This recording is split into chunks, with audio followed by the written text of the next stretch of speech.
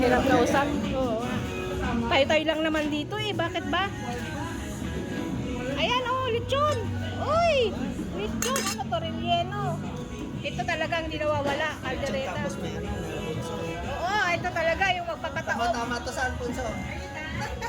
Lahat, ito yung magpapataob sa atin. Sa inyo pala. Sino Karina ba yun? Dito tayo. Ang sarap naman dito, dessert. Ano to? Salad? Ah, buko salad. Tapos may Alfonso. Ano to? Shanghai. Shanghai. Ito yung... Sutangon ba to? Hindi. Pansit. Kain na tayo ba? Bakit anong ginagawa nyo? Si Mami, hindi pa natin binabati sa loob.